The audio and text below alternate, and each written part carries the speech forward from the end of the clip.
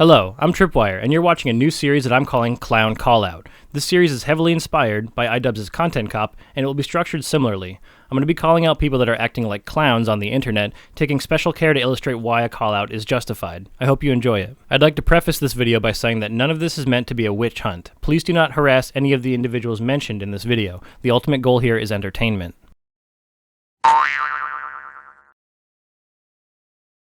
Many of you may know Devin, or as he used to identify himself, Saphiro. He's a partnered streamer on Twitch, though he hasn't streamed for a couple of years. He stepped away from Twitch and seemingly gaming as a whole to pursue his ultimate goal of peddling self-help books. Books may be a generous term as it's more like self-help PDFs, but we'll come back to that point later. Devin's main game was old school RuneScape, and many creators in the community, including myself, remember his content fondly. He had an upbeat attitude, his channel atmosphere was positive and welcoming, and he had a very good Iron Man account, which helped to popularize his channel. He was very open about his health issues, as well as a skin condition that kept him indoors for most of the time. Now, however, he's healthier and happier, but instead of crediting that success to exercise, diet, or any other medically proven tactics, he touts his successes as a side effect of his severance from cheap dopamine.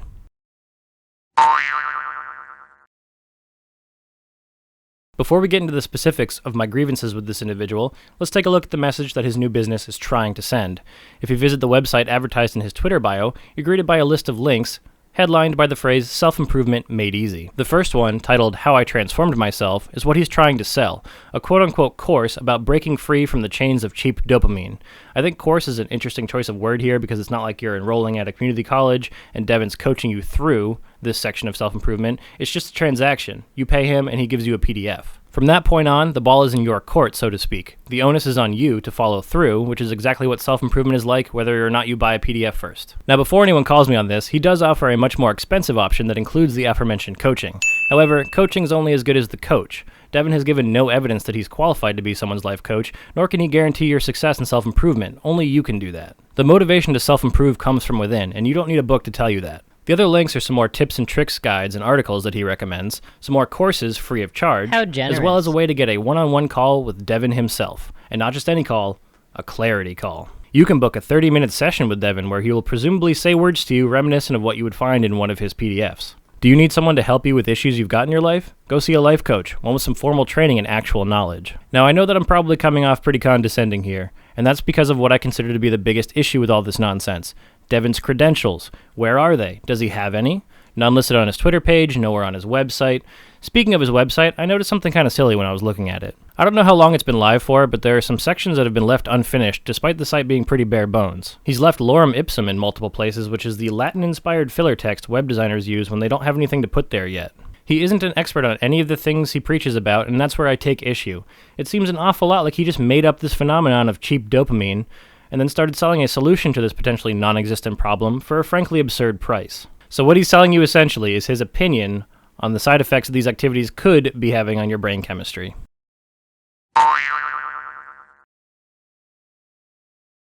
Okay, so I took a shot at the price point on his product, so let's put it into perspective. The lowest tier is $47.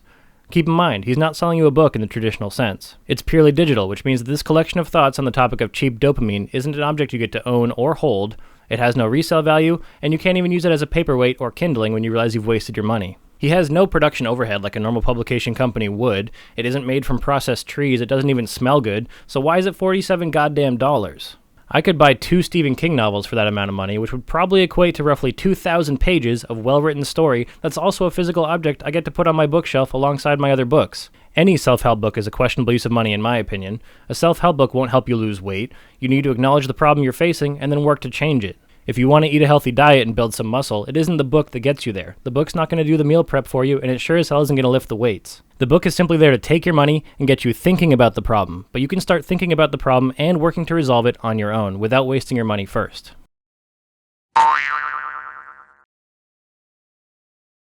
This topic was recently brought back to my attention when some other content creators called him out in a similar fashion. Reed told Devin straight up, "I've lost respect for you. I wish you were still the person we used to know." Devin maintained his disdainful air when responding, acting like this honest and valid criticism was an unwarranted attack. I suppose this response to criticism isn't surprising when you take a look at Devin's Twitter page. He surrounds himself with like-minded people and lives within this echo chamber. Of course he isn't willing to entertain the idea that actual qualified experts have disproven the nonsense that he spews, or that he's not being as positive an influence as he'd like to believe. Devin also makes the claim that he's helped hundreds of people, none of whom have had any complaints, and that all of his reviews are 5 stars. First of all, his product only has 32 ratings, despite how long he's been peddling it for. Secondly, we have to keep in mind that most of his customers are likely his friends or people from within his echo chamber on Twitter. Third, he wants you to believe that the path he's chosen is righteous, and anyone who used to support him should be happy to support him now on his new venture. Happy for him. And don't get me wrong, I am glad that he's feeling happier and healthier these days, but why should I be happy that he's gone from providing free entertainment and a sense of community to essentially scamming people? And if you think I'm being too harsh or that it's not fair to call it a scam, keep watching because this ride is far from over.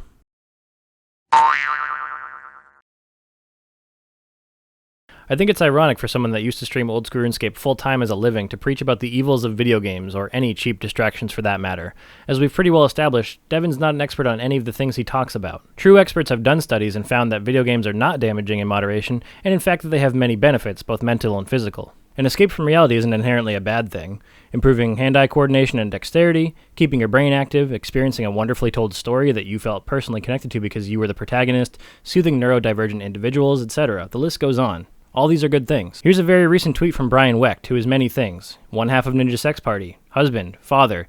He's also a frickin' theoretical physicist. So he's a very smart man who has first-hand experience as a parent, and here he's mentioning yet another use case for video games and why they're helpful. Same thing with pornography. There are many experts of human sexuality in this world, and Devin McDermott isn't one of them. In fact, we can assume from the lack of credentials provided that he's not an expert at anything. I'm certain that if he did have this expertise, he'd jump at the opportunity to mention it, to lend credibility and further increase sales. So why does someone with no professional training in this area feel comfortable preaching about it? Well, because it's his job to sell this theory of his to the masses. I'm no expert either, but I am a connoisseur of common sense, so here's some free advice. If an addiction to pornography or anything else is getting in the way of you living your life normally, seek professional help, not a self-help book. And if it isn't affecting your life negatively, then don't feel pressured to change your behavior just because some random guy on the internet told you to. Pornography has been found by the research of qualified individuals to help people fantasize outside the boundary of their own relationships, giving them fulfillment they couldn't get any other way. I actually took a human sexuality course at the University of Maine, which was taught by a woman who has a PhD in the subject. And do you know what she didn't say to any of her 300 students? That watching porn is bad, because that's just a false blanket statement. It also seems like Devin wants you to equate changing these behaviors to the improvements to his health. I personally don't see the correlation between not watching porn and getting into better shape or fixing a skin condition. I know you've heard the phrase everything in moderation before. Devin wants you to believe that if you watch porn, watch Netflix, or play video games, you're a degenerate who's wasting his potential. But he's wrong. And either he knows he's wrong but says it anyway to increase sales, or he believes he's not wrong, in which case he's performing mental gymnastics to make himself feel better. He wants to believe he has the moral high ground necessary to justify scamming people. Is it not enough to charge $47 for a PDF? Why must he also shit-talk people who are just trying to live their lives? Now, why did I decide to make this video? Or, to ask it a different way, why was I the right person to make this video? I'm not interested in drama mongering, and I don't want to bash somebody if I don't have a good reason to do so. I don't hate the man, and it's not like he's wronged me in any concrete sort of way. That being said, I did at one point consider myself to be friends with Devin, and I was a little bit bitter about his departure from Twitch in the first place. You see, Saphiro, or Devin, got a large boost to his streaming career from being part of a stream team called Connection Lost, a team that I was also a part of. In fact, he only got onto Connection Lost because of my recommendation. At the time, there was no application process for the team, you needed a current member to vouch for you, and for him, I was that member. He was my friend, I liked his streams and his personality, so I asked Bodhi to consider adding him to the team. I was pretty excited when Bodhi followed through, and I was expecting Saphiro to come back to me all excited and thanking me for the opportunity because I did tell him ahead of time that I was going to put in a good word for him. That didn't happen though, I never did get that thank you. I didn't get it then, and I didn't even get it later. Not even after being on Connection Lost in conjunction with his regular streaming hours and his good Iron Men springboarded him to new heights and eventually earned himself Twitch partnership. I had been on the team longer, I had been streaming for multiple years longer than he had, yet he flew higher and faster than I ever did. It's hard not to be bitter about something like that. When you grind so hard, working towards your goals, and then somebody surpasses you in less time with arguably less effort. I never did bring it up with him directly, but it always bothered me that I never got so much as a thank you. This all would have been fine, of course, if he had continued to make content. But instead, he deserted his supporters and entered the prestigious world of preying on weak-willed people who think that a book has the answer to all their problems. One day he was there, the next he was gone, just like that, and it just rubs me the wrong way when I see somebody else take living out my dream for granted like that. Even more so when they go from being addicted to old school RuneScape like the rest of us, to shitting on people who play video games to his 13,000 followers in the hopes that they'll buy his product. Maybe if I buy a copy of his guide, I'll finally achieve my goal of Twitch partnership too.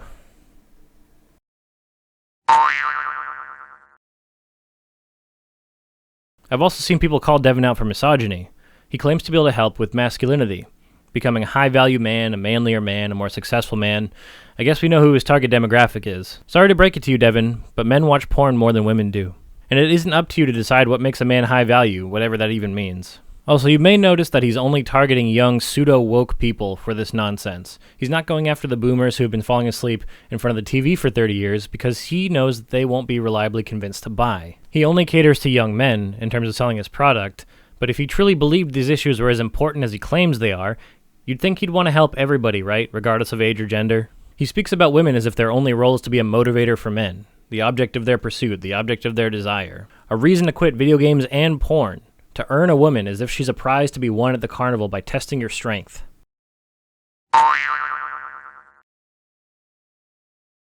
Here's a segment that's bound to be a fan favorite. We're going to view the clown's Twitter page, pulling tweets that help illustrate my points, or ones that are noteworthy in some other way. When I started writing this script, I had gone through and saved a bunch of tweets from Devin's page already, but he actually deleted a bunch of them, proving one of Reed's points. Reed already called him out for being misogynistic and constantly tweeting and then deleting really terrible takes about women.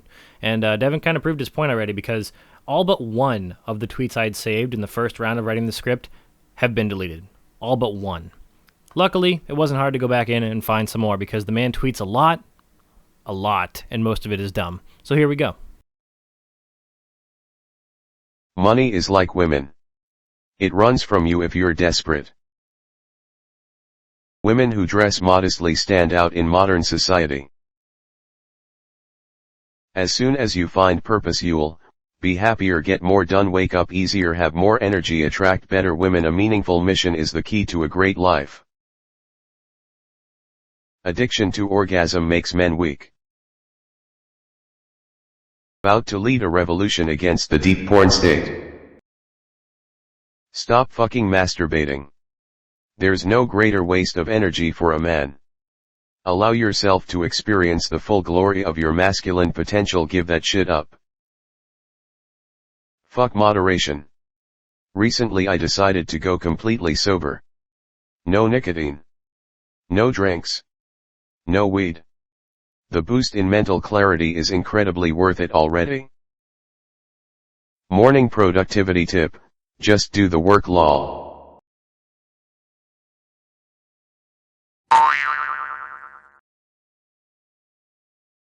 Alright, so here's the main problem with making a call-out video of this nature. It opens you up to criticism as well, which means you need to have dotted your I's and crossed your T's. So I went ahead and purchased a copy of the PDF for myself. I didn't want to take unwarranted swings at Devin, so let's dive into the PDF together and see if I'll eat my words. Many of the call-to-action style sentences are completely meaningless when you actually boil them down. Cheap distractions that are keeping you out of alignment and away from your ideal life. Out of alignment? What is he, a chiropractor now? He states that he isn't saying that all these activities are bad for you, or that you need to quit them completely, except that all over his Twitter, that is exactly what he's implying. He goes on to say that this book is based on his experiences.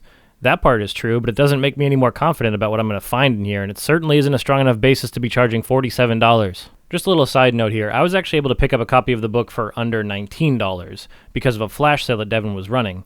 There was something weird about the flash sale in question though, because in the tweet advertising it, he mentioned that it was on sale for 10 people. However, I was able to buy it for the discounted price more than 3 weeks later, indicating one of two things. Either he lied about the limited availability to artificially increase demand, or that he's not as successful as he'd like you to believe he is. I also won't bore you with my criticism of how the book is written. There's plenty of grammatical errors, but that's really not what we want to focus on here. He constantly alludes to the fact that cheap dopamine is a new problem that isn't very well understood, which is why his teachings are valid. Unfortunately, that's bullshit. Video games aren't new. Pornography isn't new. Television isn't new. Experts have been studying the effects of these various forms of media since before Devin was born. Maybe the phenomenon of cheap dopamine is new, considering it seems like he just made it up, but none of these vices are new. These cheap thrills hijack your brain and trick it into thinking you're doing something valuable for your life, when in reality they're doing very little for you. They're leisure activities, Devin. Let people relax a little bit. Also, stop talking about brain hijacking and brain chemistry like you're a neurologist. Everything on his list of cheap dopamine sources has a unifying problem.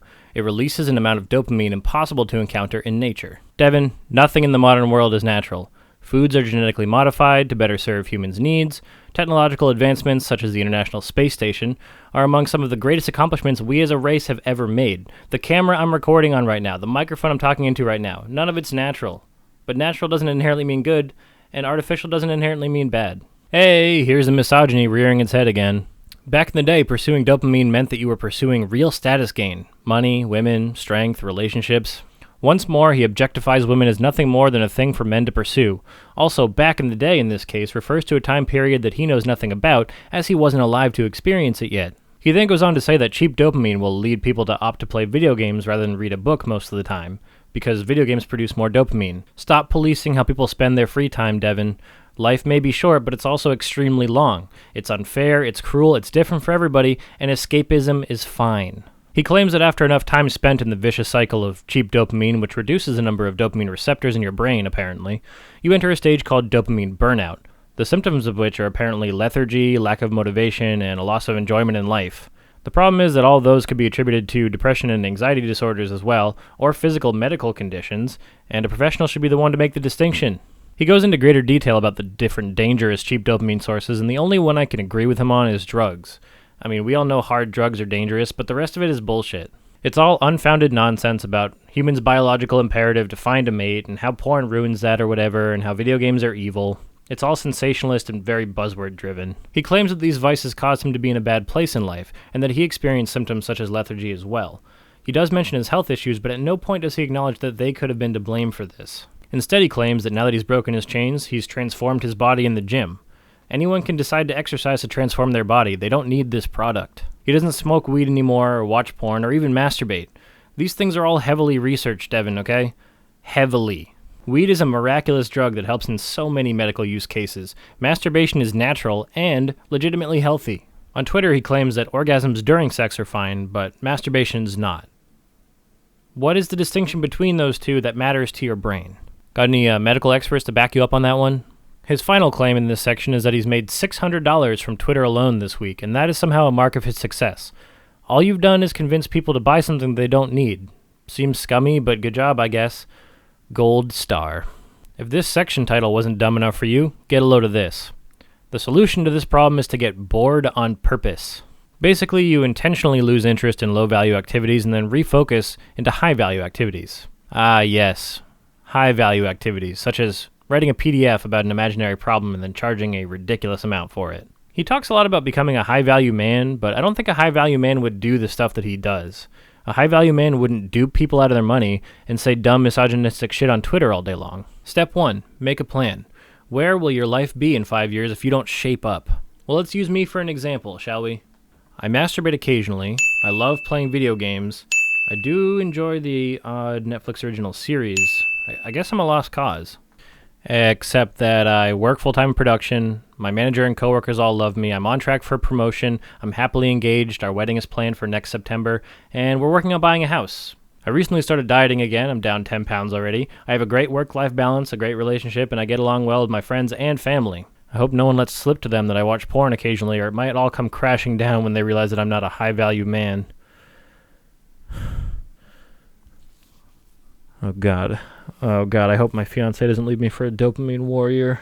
Devin makes the claim that hobbies are fine, and the hobbies that have the Devin stamp of approval are hiking, hanging out with friends and family, journaling, martial arts, drawing, reading, and spinning poi.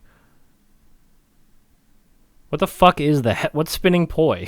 Sir, video games can be a hobby too. Video games are a hobby for millions of people. He briefly mentions serotonin toward the end of the PDF, saying that dopamine's great and all, but you need both. He claims that serotonin is responsible for making you feel good about yourself, which is a gross oversimplification, first of all. Serotonin is responsible for far more than that, but if you look up the difference between the two chemicals, you'll actually find that dopamine is more responsible for feeling accomplished. So once more, another claim with nothing to back it up that is just patently wrong. The goal is to sacrifice cheap dopamine in the now to gain serotonin and real meaningful status. And serotonin takes time to kick in, so in this whole process, delayed gratification is key. You heard it here first, friends. When you're masturbating to porn, make sure you're edging as much as possible to maximize that delayed gratification.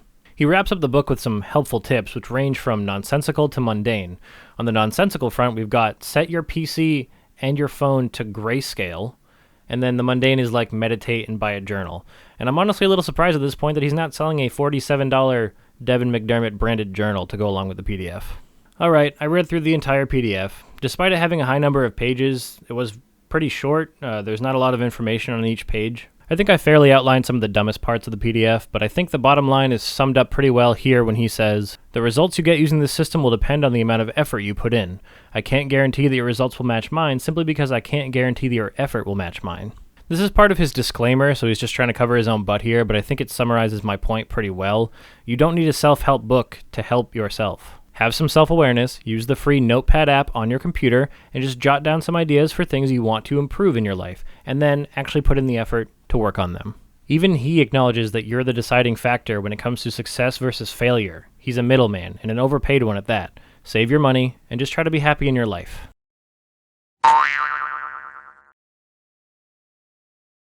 Now, I don't want to sell this product short or fail to paint a complete picture of what you get when you make this purchase.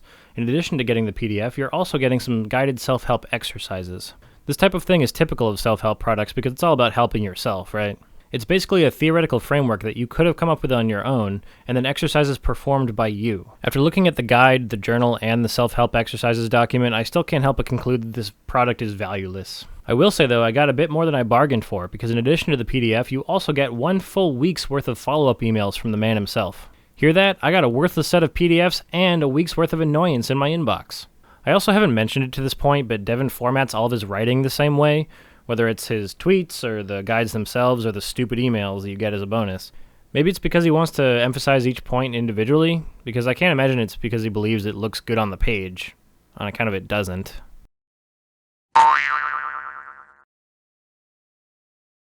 In conclusion, Devin is well within his rights to peddle snake oil, and people are well within their rights to spend their money on it. The problem stems from his decision to make unfounded and in some cases easily disprovable claims in order to increase his sales, and to act like he's above the rest of us because he's broken his chains.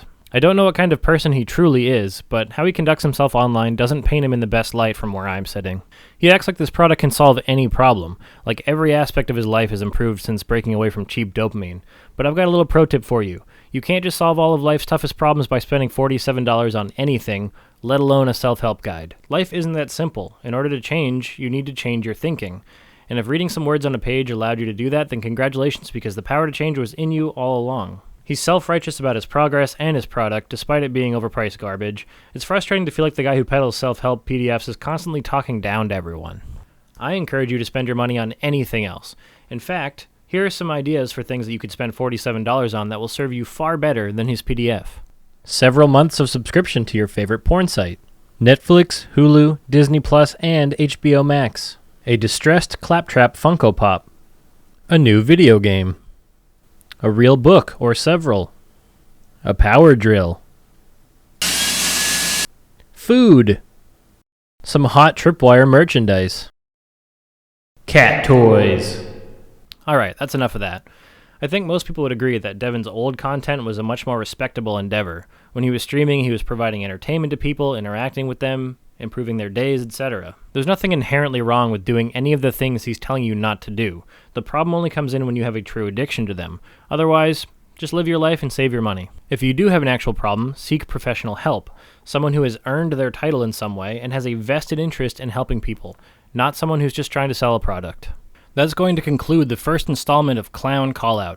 I'm sorry to say it, Devin, but you've kind of been acting like a clown. If you are watching this though, Devin, I hope there are no hard feelings. This isn't like Content Cop in the sense that I'm calling out people who are truly reprehensible or that I wish ill upon you or anything like that. I just wanted to make something mildly entertaining out of it. Go ahead and continue selling your PDFs if it's going to make you happy. What makes me happy is partaking in the simple pleasures that you warn against. They enrich my life in moderation, and though your Twitter community seems to have its own thoughts on the matter, experts in these fields have proven to us that there's nothing inherently wrong with them. Also, I wouldn't mind turning this into a legitimate series, so if anybody has suggestions on other clowns that deserve calling out, please feel free to leave them in the comments. Please consider subscribing or checking out my Twitch channel if you are entertained by this, and thank you very much for watching. Above all else, this was meant to be entertaining, so I hope it was enjoyable to watch. I'm gonna go jerk off now.